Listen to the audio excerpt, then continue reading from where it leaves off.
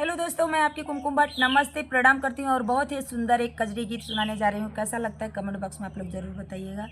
और ये कजरी भी है और बहुत निर्गुण और दर्द भरा बहुत, आप लोग ध्यान से सुनेंगे तो एक एक शब्द इसमें बहुत ही दर्द भरा है। और कैसा लगता है कमेंट बॉक्स में आप लोग अपनी राय ज़रूर बताइएगा।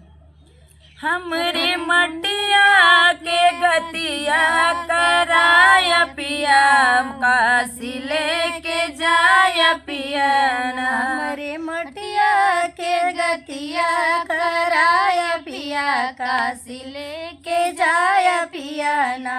हमरे मटिया के गतिया कराया पिया, काशी लेके जाया पिया ना।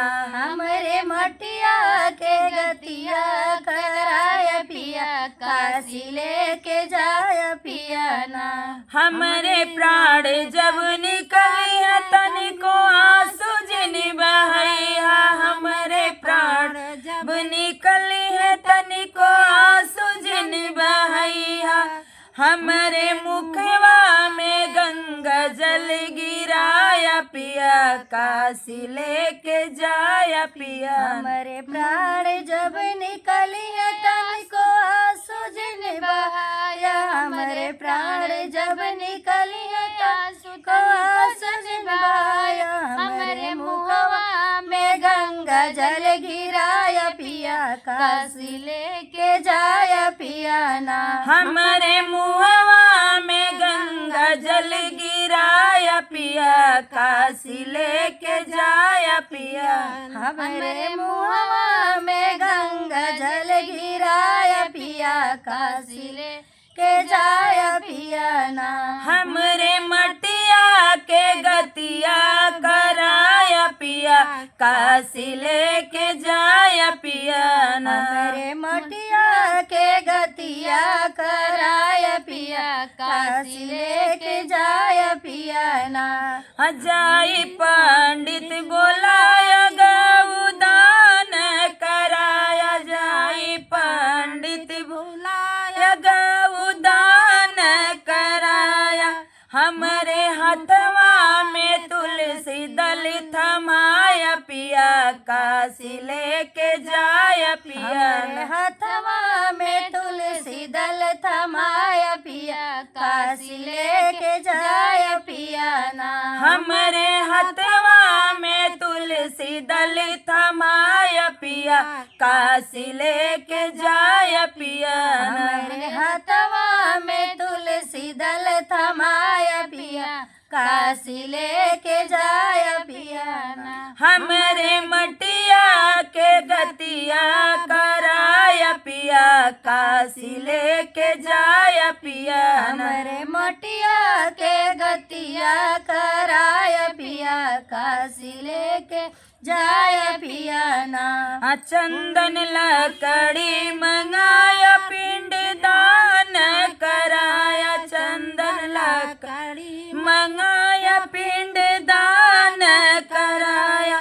हमरे मुखवा में अग्नि धराया पिया, काशी लेके जाया पिया। हमरे मुखवा में अग्नि धराया पिया, काशी लेके जाया पिया ना। हमरे मुखवा में अग्नि धराया पिया, काशी लेके जाया पिया। हमरे मुखवा में अग्नि धराया पिया, काशी लेके जाया पिया ना। मांग से दूरा भराया लाल चुनरी ओढ़ाया, मांग से दूरा भराया लाल चुनरी ओढ़ाया। हमर सोलहो सिंगार कराया पिया, काशी लेके जाया पिया। हमर सोलह सिंगार करवाया पिया, काशी लेके जाया पिया ना। हमर सोलहो सिंगार करवाया पिया, काशी लेके जाया पिया ना। हमर सोलह सिंगार कराया पिया, काशी के जाय पियाना। हमरे मटिया के गतिया कराय पिया काशी लेके जाय पिया। हमरे मटिया के गतिया कराय पिया काशी लेके जाय पियाना। दाह संस्कार करके आया तनिको शोक ना मनाया। दाह संस्कार करके आया तनिको शोक ना मनाया। हमरे नैहरे खबर जनाया पिया काशी लेके जाय पिया। नैहरे खबर जनाय पिया काशी लेके जाय पियाना। हमरे नैहरे खबर जनाया पिया काशी लेके जाय पिया। नैहरे खबर जनाय पिया काशी लेके जाय पियाना। विधि से पूजा करवाया गरुड़ पाठ बैठाया। विधि से पूजा करवाया गरुड़ पाठ बैठाया। हमरे आत्मा के शांति दिलाया पिया काशी लेके जाय पिया।